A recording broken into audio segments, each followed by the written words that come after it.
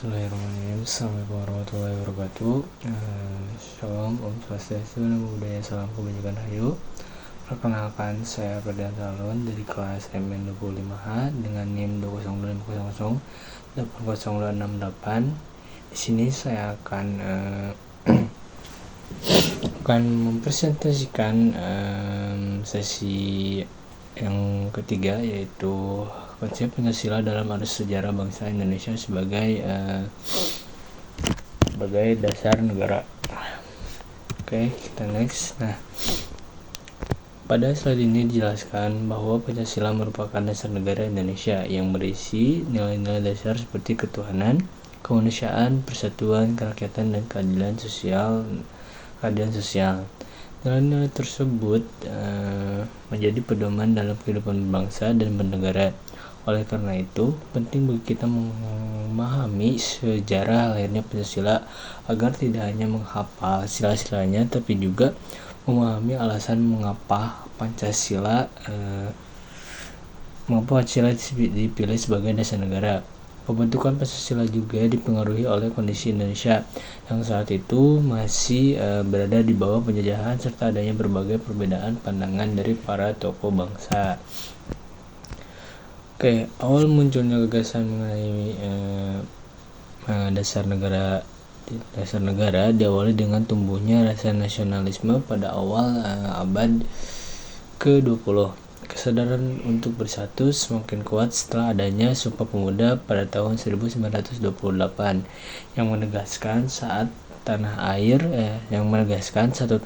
satu bangsa, satu bahasa, yaitu Indonesia. Selanjutnya pada tahun 1945 dibentuk BPUPKI yang bertugas mempersiapkan kemerdekaan Indonesia, termasuk merumuskan dasar negara yang digunakan setelah Indonesia merdeka. Oke, di sini ada rumusan dasar negara oleh Muhammad Jamin. Pada sidang BPUPKI, Muhammad Jamin menjadi salah satu tokoh yang mengusulkan konsep dasar negara. Beliau mengajukan 5 asas yang menekankan pentingnya nilai kebangsaan, persatuan, kemanusiaan, serta moral dalam kehidupan bernegara. Walaupun rumusan tersebut belum menjadi rumusan akhir Pancasila, pemikiran dari tokoh kita yaitu Muhammad Jamin memberikan kontribusi besar dalam proses perumusan dasar negara Indonesia. Oke, di sini ada pemikiran dari Supomo. Supomo memperkenalkan konsep negara integralistik, yaitu negara dipandang sebagai satu kesatuan yang utuh antara pemerintah dan rakyat, bukan sebagai kumpulan kepentingan individu atau kelompok tertentu. Menurut Supomo, kepentingan bersama harus lebih diutamakan dibandingkan kepentingan pribadi. Gagasan ini kemudian memberikan pengaruh terhadap pembahasan mengenai sistem ketatanegaraan Indonesia. Oke, pada slide selanjutnya, pada tanggal 1 Juni 1945, Insinyur Soekarno menyampaikan pidato yang berisi 5 dasar negara. 5 dasar tersebut menjadi cikal bakal Pancasila yang kita kenal saat ini. Pemikiran Soekarno menekankan pentingnya nilai ketuhanan, kemanusiaan, persatuan, demokrasi atau musyawarah serta keadilan sosial. Karena itu, tanggal 1 Juni diperingati sebagai hari lahir Pancasila. Oke, di sini ada Trisila, Ekasila, dan Piagam Jakarta. Setelah pidato Soekarno, muncul gagasan penyederhanaan Pancasila sebagai Trisila dan Ekasila. Selain itu, pada tanggal 22 Juni 1945 disusun Piagam Jakarta sebagai hasil kompromi para tokoh bangsa. Namun, terdapat perdebatan mengenai rumusan sila pertama, sehingga artinya dilakukan perubahan demi menjaga persatuan bangsa Indonesia. Perubahan tersebut menunjukkan bahwa para pendiri bangsa lebih mengutamakan persatuan daripada kepentingan golongan tertentu. Oke.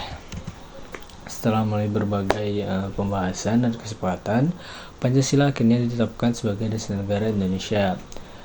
Pancasila memiliki kedudukan sebagai landasan ideal yaitu sumber nilai bagi seluruh penyelenggaraan negara. Selain itu, Pancasila juga menjadi pedoman dalam penyusunan peraturan perundang-undangan, penyelenggaraan pemerintahan, serta kehidupan bermasyarakat agar tetap bersatu dalam keberagaman.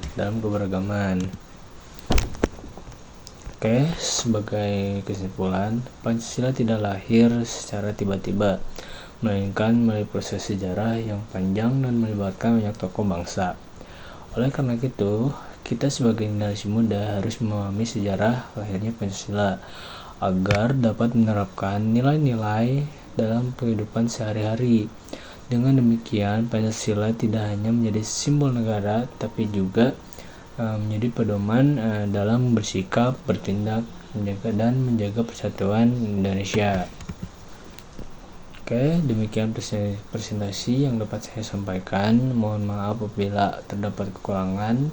Terima kasih atas perhatiannya. See you next time. Wassalamualaikum warahmatullahi wabarakatuh.